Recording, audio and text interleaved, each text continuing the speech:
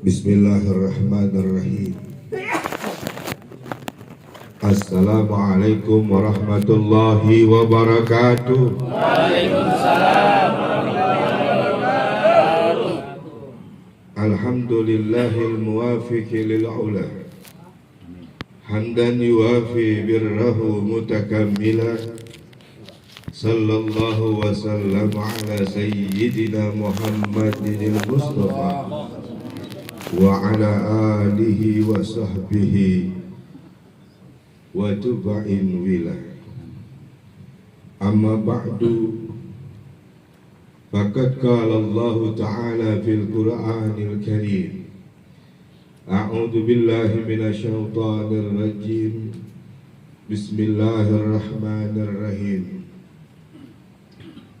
Ya ayyuhalladzina amanu zkurullaha zikran katsiran wasabbihuhu bukratan wa asila. Huwallazi yusalli 'alaikum wal malaikatu liyukhrijakum minadh dhulumati ilan nur ila akhir ayat. Ayyuhal jam'ul karim, para pengharap ampunan dan keriduan Allah Subhanahu wa ta'ala, para pencinta Rasulullah sallallahu alaihi wasallam, yang semoga malam ini Allah tetapkan kita sebagai orang-orang yang selalu mendapatkan jaminan dan penjagaan daripada Allah Subhanahu wa ta'ala. Malam ini begitu gembira saya. La farhakal farhil arslal waja'aka waj'id daras. Tidak ada satu kegembiraan kecuali gembiranya pengantin baru, dan tidak ada satu penyakit yang paling sakit kecuali sakit gigi. Girang mal saya Pak Haji Guntur ini. Allah izinkan saya bisa nebak kemari, bisa sampai di sini. Subhanallah, berkumpul dengan orang-orang yang memang notabene adalah merupakan orang-orang yang dekat dengan para aulia. Amin. Begitu banyak aulia Allah undang kemari. Getarannya begitu menguras energi saya, yang saya rasakan begitu dahsyat. Maka saya sangat gembira ini malam ini Pak Guntur. Oleh karenanya, kegembiraan ini mari sama-sama kita syukuri kepada Allah Subhanahu wa ta'ala atas segala nikmat dan karunia. Sebelumnya ya mohon maaf saya sampaikan juga, sama-sama yang saya muliakan guru kita bersama yang memimpin Istighosah, Kiai Ibnu Zainuddin, subhanallah, karena memang beliau powernya sangat dahsyat sekali. Apalagi ketika beliau hadirkan para syekh, para kiai, para alim, para aulia, ini memang harus demikian. Ketika kita berhadiratul Rasul, ketika kita bertawasul, ketika kita beristighosah, paling tidak di depan kita itu guru kita. Ketika kita hadirkan guru kita akan menghadirkan gurunya. Gurunya akan menghadirkan gurunya, terus mandang lagi gurunya sampai kepada Imam Ali, sampai kepada baginda Rasul Nabi kita Muhammad sallallahu alaihi wasallam. Emang kudu begitu. Jadi ada rasanya juga. Para asatid lainnya, walaupun tidak saya sebutkan satu persatu, tapi tidak mengurangi rasa hormat dan takzim. Bapak saudara hadirin, malam ini sama-sama kita belajar daripada Nabi Sulaiman alaihi salam. Kira-kira ada yang kenal nggak sama Nabi Sulaiman?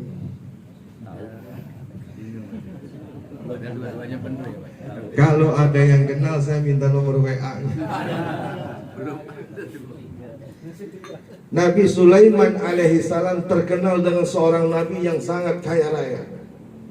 Satu ketika dihadapkan itu kerajaan atau Bilqis di depannya, dengan sekejap mata apa yang beliau ucapkan?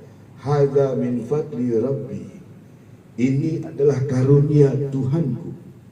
Liyabluwan, supaya menguji aku, aashkuru am akfuru. Apakah aku bersyukur atau aku kufur? Faman syakara yashkuru li nafsi. Siapa yang bersyukur, hakikatnya dia bersyukur untuk dirinya sendiri. Waman kafara, barang siapa yang ingkar, innallaha ghaniyun 'anil 'alamin. Artinya kita syukur enggak syukur, kita ibadah enggak ibadah, enggak ngaruh sama Tuhan, enggak mengurangi kedudukan Tuhan sedikit pun. Justru bersyukur buat kita. Satu ketika Nabi Sulaiman dan rombongan sidak kampung, keliling dari Cilengsi sampai Limus, kira-kira begitu Pak. Dan beliau dengan rombongannya yang kita kenal, ini bukan sembarangan tentara. Kayaknya si bintang 7-8 lewat kayaknya. Kenapa saya bilang? Karena mereka dan tentaranya ini nggak ada yang nepak tanah Pak. Jalan semua di atas udara. Kayak apa, bayangin Pak, sakti Nabi Sulaiman. Jalan di atas udara, baris. Satu ketika ada seorang pak tua yang sedang mencakul di sawah. Begitu melihat iring-iringan sidak rombongan Nabi Sulaiman, takjub, kagum. Di hati dia ngucap subhanallah walhamdulillah wala ilaha illallah wallah. Begitu ini Pak Tua selesai mengucap kalimat tersebut, Nabi Sulaiman dan rombongan berhenti dan turun menghampiri Pak Tua tersebut. Kenapa? Jangan kata orang yang berbisik, semut yang di dalam lubang tanah aja Nabi Sulaiman dengar, nyamperin. Begitu sampai di mana Pak Tua, wahai Pak Tua, apa yang barusan engkau ucapkan? Enggak, saya enggak mengucap apa-apa. Yang betul, apa barusan yang kau ucapkan? Dengan rada-rada takut. Wajar kan begitu, presiden di atas presiden. Subhanallah walhamdulillah wala ilaha illallah wallah. Spontanitas Nabi Sulaiman teteskan air mata, yang kemudian beliau berkata, wahai Pak Tua, seandainya itu kalimat ditukar dengan seluruh kekayaan yang aku miliki, dengan kerajaan yang aku punya, niscaya tidak akan sebanding. Bacaan subhanallah walhamdulillah wala ilaha illallah wallah. Kita baca bareng-bareng 3 kali, ya kan?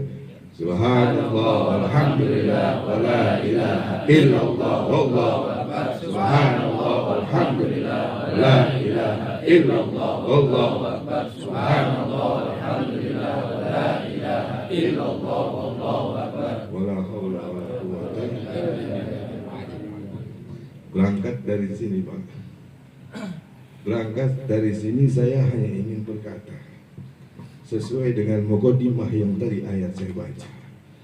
Allah berfirman, ya ayyuhalladzina amanu zkurullaha dzikran katsiran. Wahai orang yang beriman, berzikirlah engkau kepada Allah dengan zikiran yang banyak. Wasabbihuhu bukratan wa asila. Bertasbihlah kamu kepada Allah pagi dan sore. Agungkan Allah, puji Allah. Kan begitu perintahnya. Yang kemudian ini ayat lanjutannya, huwallazi yusolli alaikum wal malaikatu. Huwa dia Allah allazi yusolli alaikum, lagi berselawat terhadap kamu, wal malaikatu, juga para malaikatnya. Ngapain? Liyukhrijakum, supaya mengeluarkan kamu minal julumati ilan nur, dari kegelapan menuju cahaya. Saya ingin berkata, ketika kita banyak berzikir kepada Allah, ketika kita banyak mengingat akan Allah, ketika kita puji Allah, agungkan Allah, Allah otomatis lompat, bahasanya gitu kan. Allah otomatis memuji kita, mengikat kita, mengangkat kita dengan kalimat huwallazi yusalli alaikum wal malaikatu, dia Allah berselawat terhadap kamu dan malaikatnya, liyukhrijakum, supaya mengeluarkan kamu minal julumati ila nur, dari kegelapan menuju cahaya, dari kesusahan menuju kesenangan, dari kesulitan menuju kemudahan, kesakitan menuju kesehatan, kebangkrutan menuju kemajuan. Amin. Ini ayatnya. Terus kita lihat lagi kata Tuan Syekh Abdul Wahab Asy'arani, innal hamma wal ghamma fid dunya fa innama huwa bi qadri ghaflati 'anillahi ta'ala. Sesungguhnya kesulitan, kesusahan, kesengsaraan di dunia, fa innama huwa bi ghaflati 'anillahi ta'ala, itu seukuran lalainya kita kepada Allah Subhanahu wa ta'ala. Ketika kita ditimpa satu kesulitan, kesusahan, itu adalah balasan lalainya kita kepada Allah. Semakin lalai akan semakin susah, semakin lalai semakin goplah akan semakin sulit, akan semakin macam-macam urusan yang datang oleh. Tapi ketika kita mendekat kepada Allah, kita banyak sebut Allah, kita agungkan Allah, otomatis Allah akan permudah segala urusan. Iza ajmar rabbu fil qalbi sagar halku fil aini. Jika agung Allah di mataku, ini saya kecil, semua dunia di hadapanku. Allahnya diagungkan. Alhamdulillah, bimbingan Ustaz Ibnu, kita diajak berzikir, beristighosah, bermohon kepada Allah melalui kalimat-kalimat. Apakah ini ada dalilnya? Begitu banyak dalil tentang istighosah ini. Bahkan yang lebih ekstrim kalau kita baca syarah Ratibul Haddad, itu dalam kitab Sabilur Rasyad wal Hidayah, kita akan ketemu Pak, itu Syekh Al-Habib Abdullah bin Alwi Al-Haddad menukil dalam kitab tersebut, ketika kita ziarah di makam aulia Allah, maka di samping makam tersebut Allah utus satu malaikat yang siap mengantarkan berbagai macam segala permohonan kita. Makanya ada istilah fasawirhum, boleh kita bermusyawarah dengan para aulia, baik yang sudah tiada, yang mati atau yang masih hidup. Ini kan ekstrim Pak. Ekstrim gak nih? Ekstrim ini. Coba kita bikin video viral ini, saya kalau bilang umpama saya datang ke makam aulia, taruh Syekh Syarif Gunung Jati, Tuan Syekh Syarif Gunung Jati, ini aneh lagi ada urusan. Kalau ente bantuin aneh hasil urusan, kita bagi dua. Kira-kira viral nggak? Viral. Tapi begitu yang diajarkan Imam Abdullah bin Alwi Al-Haddad, silakan. Maka saya bilang ekstrim. Kalau cuma kita istighosah seperti ini, bermohon munajat sah, bertawasul kepada baginda Nabi sangat sah. Satu lagi buat penguat, berkata di dalam kitabnya Habib Zain bin Smith, beliau menulis dalam satu buah kitab namanya Fawaidul Mukhtarah. Di situ ada wa kana fi ba'dil amakin suratul qabr, dan bermula adalah di mana tiap-tiap kampung itu ada satu gundukan kuburan. Wa kanu ahlu hadzal makan yazurunahu wa yatawassaluna bihi wa yaqdiyallahu hawaijahum biwasitati ittiqadihim. Dan adalah orang-orang kampung tersebut pada datang berziarah kepada kuburan tersebut, dan mereka bertawasul, dan Allah luruskan segala hajat-hajat mereka. Wa ba'du, kemudian daripada itu, ja'a ilaihim ahadan min ahli nur, datang ke kampung tersebut salah satu orang min ahli nur. Ya kalau kita mungkin kasyaf lah. Begitu datang, Ini ahli Nuh berkata kepada orang kampung, wahai orang kampung, inna hajal ladzi tajurunnahu zifatu himari. Wahai orang kampung, sesungguhnya ini yang kalian ziarahkan, yang kalian tawasulkan adalah zifatu himari, bangkainya keledai. Gua protes orang kampung, bagaimana bisa, buktinya pada manjur. Orang yang bertawasul berziarah kemari berhasil semua, nggak ada yang nggak manjur. Bisa dibilang ente kuburan keledai. Wa nafsu, kalau begitu ayo kita gali. Digali Pak itu kuburan. Begitu digali bahwa jadu kadzalik. Begitu digali dia dapatkan itu betul bangkainya keledai. Wah, tambah keder. Masa pakai keledai manjur di urusan. Walakin tetapinya bihusni zonnihim nafa'ahum bil, dengan lantaran sangkaan baik dia yang begitu kuat dan itikad mereka yang begitu yakin, maka mereka dapatkan manfaat apa yang mereka lakukan. Ini dasarnya.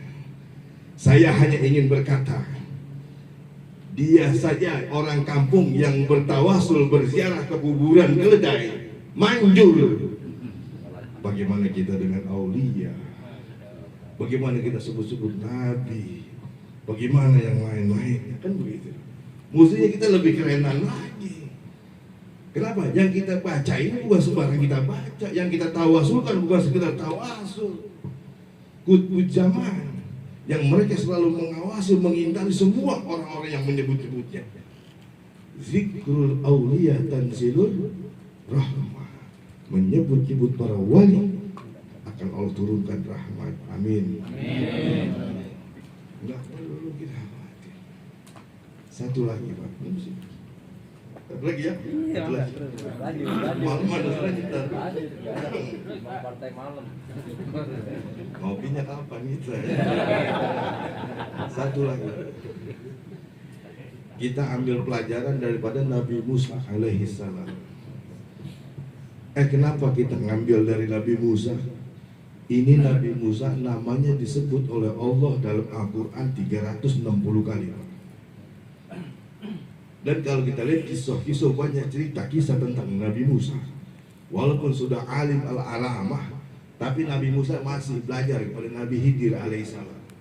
Kan gitu. Nah, kita belajar juga kepada Nabi Musa. Apa yang kita pelajari Nabi Musa? Ketika Nabi Musa alaihissalam ditanya sama Allah, wa ma tilka biyaminika ya Musa, apa yang ada di tangan kananmu wahai Musa?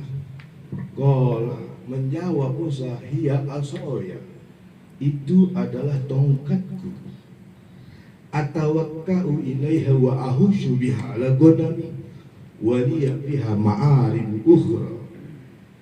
Itu tongkat kayu yang aku pergunakan sebagai tumpuan dalam hidupku. Aku pergunakan untuk merontokkan daun-daunan sebagai makan ternak kambingku, dan aku kebermanfaatan yang banyak lainnya. Sampai sini pelajarannya. Pertama yang Allah tanya, wahai Musa, apa yang di tangan kananmu? Tongkat. Selesai Pak. Karena pertanyaannya cuma apa yang ada di tangan kananmu. Tetapi kenapa Nabi Musa jawabnya begitu panjang? Ini tongkat kayu yang aku gunakan, ini panjang jawabannya. Imam Syekh Wahbah Al-Zuhaili menafsirkan, Nabi Musa ingin sekali berlama-lama beraudiensi, bercakap-cakap kepada Allah Subhanahu wa Ta'ala sebagai bukti tanda kecintaan. Begitu juga dengan kita. Perintah ayat tadi di mukadimah kita suruh berzikir yang banyak. Kalau yang ini kita suruh berlama-lama kepada Allah Subhanahu wa Ta'ala. Me time berdua-dua ya, sama Allah.